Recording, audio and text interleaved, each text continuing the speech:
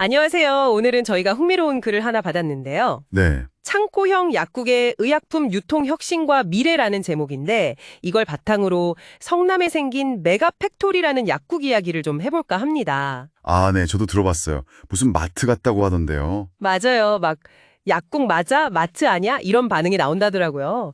이게 기존 약국이랑 뭐가 다르고 또 우리한테 어떤 의미가 있을지 한번 자세히 들여다보죠.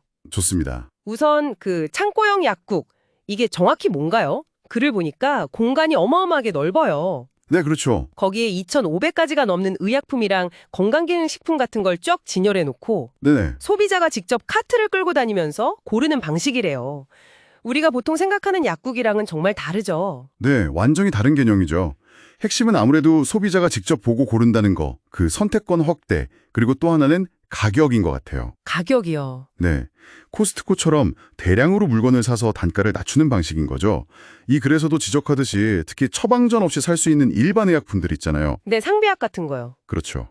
그런 거 살 때 소비자들이 직접 비교해보고 좀 더 싼 걸 고를 수 있게 되는 거죠. 확실히 그 규모나 뭐 제품 종류, 가격 정책, 구매 방식까지 동네 약국이랑 비교하면 뭐 하나 같은 게 없네요. 네, 그렇죠. 그래서도 가장 큰 장점, 매력 포인트로는 역시 가격을 딱 꼽고 있고요. 맞아요. 근데 이게 마냥 좋기만 한 건 아닐 수도 있다. 뭐 이런 우려도 같이 나오더라고요. 네, 생각해 볼 지점들이 분명히 있죠. 의약품이라는 게 일반 상품하고는 좀 다르잖아요. 그렇죠. 신중해야 하죠. 네. 그래서 이 글의 저자도 가격 경쟁이 너무 막 심해지면 혹시 사람들이 약을 너무 쉽게 생각해서 오남용하거나 부작용 문제가 생기지 않을까 이런 걱정을 하더라고요. 아, 그럴 수도 있겠네요. 그리고 또 하나는 이런 큰 약국이 잘 되면 동네에 있는 작은 약국들은 좀 힘들어질 수 있잖아요. 네, 그렇죠. 경쟁이 안 될 수도. 그렇죠. 그러면 오히려 집 근처에서 약 사기가 더 어려워지는 뭐 그런 접근성 문제가 생길 수도 있다는 정도 지적하고요. 상담 문제도 있던데요. 약사님이 계시긴 하지만 네, 상담 약사가 상주한다고는 하는데 아무래도 기존 동네 약국처럼 막 깊이 있는 상담이나 그런 걸 받기는 좀 어렵지 않겠냐 이런 가능성도 제기하고 있죠. 그런데 제가 이 글 읽으면서 진짜 좀 했던 부분이 있어요. 네, 어떤 거요? 바로 반려동물 의약품도 판다는 거예요. 아, 맞아요. 저도 그거 보고 좀 흥미롭다고 생각했어요. 요즘 반려동물 키우는 인구가 1,000만이 넘는다는데 사실 동물약품은 구하기가 좀 번거로웠잖아요. 네, 맞아요.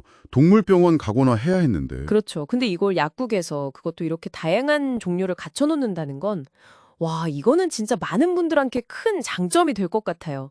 그래서도 되게 놀랍게 보더라고요, 이 부분을. 네, 그건 정말 흥미로운 전략인 것 같아요. 단순히 뭐 종류만 많은 게 아니라 반려동물 시장이라는 또 다른 큰 수요를 딱 잡겠다는 거잖아요. 네네. 말씀하신 대로 접근성이 좀 떨어졌던 부분이라 소비자들 입장에서는 굉장히 편리해지는 거죠. 정말 소비자 입장에서는 뭐랄까 이케아 가서 가구 고르듯이 약을 고르는 그런 완전히 새로운 경험일 것 같아요. 네, 그렇죠. 확실히 편리함이라든지 아니면 선택의 폭이 넓어지는 측면에서는 이게 혁신적인 시도다 이렇게 볼 수 있겠네요. 네, 분명 그런 면이 있죠. 근데 동시에 이게 기존 약국들한테는 상당히 큰 도전이 될 거예요. 그렇죠. 위기감을 느낄 수도 있겠네요. 네, 이 글쓴이도 이게 잘 되면 약국 산업 전체의 어떤 서비스 경쟁을 유도해서 품질이 올라갈 수도 있겠다 이렇게 보면서도요. 네. 근데 또 요즘 경제 상황이 좀 그렇잖아요. 물가도 많이 오르고 대형마트 매출도 좀 부진하다는 얘기도 있고. 아, 그렇죠. 이런 상황에서 과연 이 창고형 약국 모델이 성공할 수 있을까? 이건 좀 시험대에 올랐다. 이렇게 평가들 하더라고요. 성공 여부는 좀 지켜봐야겠군요. 네. 어쩌면 동네 약국들은 이 글 마지막에 나오는 제언처럼 오히려 전문적인 상담 기능을 더 강화한다거나 아니면 뭐 특정 질환 관리 전문 이런 식으로 좀 차별화된 서비스를 찾아야 할지도 모르겠어요. 그렇군요. 정리하자면 이 성남 메가팩토리 같은 창고형 약국은 편리함 그리고 가격 경쟁력이라는 두 가지를 딱 내세우면서 의약품 유통시장에 새로운 질문을 던지고 있는 거죠. 네. 하지만 그 뒤에는 말씀드린 약물 안전성 문제라든지 기존 동네 약국과의 상생 문제, 또 전문적인 상담의 질 문제 같은 풀어야 할 숙제들도 분명히 안고 있는 거고요. 네. 뭐랄까 우리가 약을 구매하는 방식 자체에 대해서 다시 한번 생각해보게 만드는 그런 시도인 것만은 분명히 보입니다. 오늘 이렇게 쭉 살펴봤는데요. 이 새로운 형태의 약국이 앞으로 우리의 의약품 구매 습관에 어떤 영향을 미치게 될까요? 글쎄요. 청취자 여러분께서는 어떠신가요? 더 넓은 선택지, 그리고 저렴한 가격, 이게 더 중요하신가요? 아니면 그래도 집 근처 약사님과의 어떤 익숙한 관계라든지 좀 더 깊이 있는 상담을 더 중요하게 생각하시나요?